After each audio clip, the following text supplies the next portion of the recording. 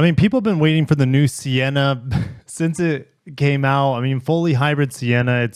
Well, it's not a perfect van by any means. Watch my family's review of it, but since it gets double the fuel economy of its competition, it's kind of like it's just like an ace up its sleeve that is hard to beat, and you can forgive it of its shortcomings in other regards in terms of space and flexibility. Well, it's rated at 36 miles per gallon. I saw as high as 47 miles per gallon when the temperatures were just right. Like, it's absurd how good the fuel economy is here. But the thing is, it's been tough for me to recommend the van because, well, you're going to be on a waiting list and you're going to have to be patient and you're not going to get a good deal on it. More than likely, you're going to probably pay over MSRP in most cases. Yeah, lack of competition for this minivan has been tough. Now the Carnival hybrid's out, and that's going to help to an extent. How much, I don't know, but it'll help to an extent alleviate some of the back pressure of buyers for this vehicle. And I have a long-term loaner of a Honda Odyssey, and that minivan, other than fuel economy, like it's hard to say anything bad about it. It's so smooth. It's so buttery. The V6 is fantastic. The 10-speed is fantastic in it. And I can't wait to start getting some videos out on it. But let's go over the great news. I have good news about the Sienna. 20% increase in Sienna production. Is that because in Indiana that, you know, the Highlander production is, well, it's a shadow of what it used to be because of Grand Highlander. Grand Highlander production is, well, just when it got, you know, up in the air, you lift off, they got brought down to the earth, and stop production happened because of the airbag situation. And who knows when. I mean, production is supposed to start this month, slowly, but they got to fix the ones that are already on the road first. And it's kind of a mess. It's a multi-billion-dollar mess for Toyota with the stop sale of the TX and Grand Highlander. But meanwhile, there's good news coming out of Indiana. 20% increase in the 25 Sienna minivan production. I will be driving it soon, hopefully with the vacuum. And it does have updated infotainment, if I remember correctly.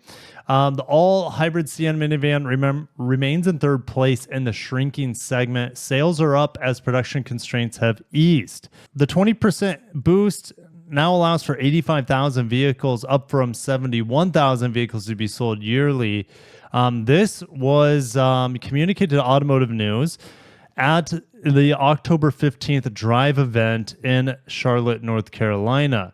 Dave Christ, head of Toyota brand, said in August that demand for Sienna remains strong, largely unmet. Absolutely.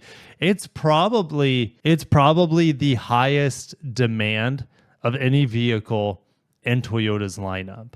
I'll just say that. If you guys want to argue that down below, I want to see what vehicle you think that has a higher demand than the all-hybrid Sienna. Oh, don't forget the new paint colors and wheel choices on the 25 Sienna. But yeah, multimedia offerings like the new 12-inch screen, I should say, and there's a cooler, a drink cooler, and a vacuum now. And apparently during the COVID and the aftermath, there were parts suppliers not given enough parts to build the Sienna. Go figure. I mean, everyone's been able to claim that. Oh, yes, there's also the advanced rear seat reminder, which uses technology to tell the driver if someone was left in the second or third row of seats. Through September, Sienna sales were up 6.4% to 50,000 units. The segment of minivan sales overall is up 6.5% through 3 quarters to 240,000 units. Sienna has a 21% market share, up 2.5 percentage points from the same point in 23. Pacifica has a 39% market share, Honda Odyssey at 25%. We saw an increase of $1,500 from this year's Sienna over last year's Sienna. Largely, I would say, because of this heartbeat technology here that reminds you if you left a living creature in the second or third row. So just a quick update on the Sienna, just a real short video. Let me know if you've been in the minivan market. Are you still going to try to wait on a Sienna, I mean, availability in theory is going to get slightly better, slightly better. Or have you been fed up waiting for a Sienna? Have you gone with something like a Carnival Odyssey or something from the Chrysler brand? Are you going to seriously look at the Carnival hybrid as well? I mean, here's the thing. If Honda had an Odyssey hybrid, it would really lighten the load of demand on the Sienna, and Honda would be printing money with it. Now, I mean, obviously Honda's doing well. They have 25% market share over Toyota's 21%. Honda's doing well in the minivan market, but Honda could be doing better. If Honda had V6 option, and that's the thing, a lot of Sienna buyers are like, I just want my V6. I don't want this new hybrid system. I don't want to have to give up my power. And the hybrid is, yes, it gets great fuel economy, but man, is it rough. The four cylinders buzzy and loud, and it's not powerful. Yes, it has all-wheel drive. That's also another ace in its sleeve. Its competition doesn't.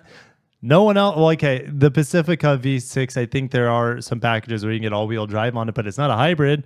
The hybrid's front-wheel drive only on the Pacifica plug-in hybrid. So that's where it's like, man, if Honda can bring that Odyssey, I mean, it's not going to happen until 2026 or so or later when Honda brings in their next gen hybrid technology with e-axle all-wheel drive, which Toyota employs. So I'm just, yes. I mean, I like the Sienna, but I want to see what you guys think down below. I think if Honda, here's the thing, if Honda can provide a hybrid Odyssey and a V6 Odyssey, just like how, I mean, look at Chrysler, they have the plug-in hybrid and the V6. You look at Kia, they have the V6 and they have the hybrid option. I think that would really benefit Honda here. Now, Toyota, there's no going back for them. They're never going to have a non-hybridized Sienna ever again. V6s are gone out of the equation, unfortunately. We're more likely to see a turbo at some point replace the 2.5 liter naturally aspirated, for better or for worse. Now, I would almost say like there's a really good chance we could see an E-Rev at some point on the Sienna at some point too. So a large battery with a small range extender engine. And so the battery would provide most of the city driving, but it doesn't seem like Toyota's in any hurry to bring a plug-in hybrid or extended range EV Sienna to the market, even though I think the market would really gobble it up. Maybe Honda will beat them to it, or Kia. I don't know. I'll see you guys down in the comments below. I just try to make this video longer than 8 minutes for YouTube reasons. So there's a lot of rambling in here, but the good news is the Sienna. This is the best news for the Sienna since this model was announced, honestly. You might be saying, Kirk, are you sure the Woodland's not better or vacuum's not better news? Like, no, this right here, this is all that matters, is that we have more production volume on the Sienna. Is it enough to meet demand? No, even 20%, in my opinion, is not enough to meet the demand. This is good. This is a very good thing. And I'll see you guys in the comments. Long live the minivan.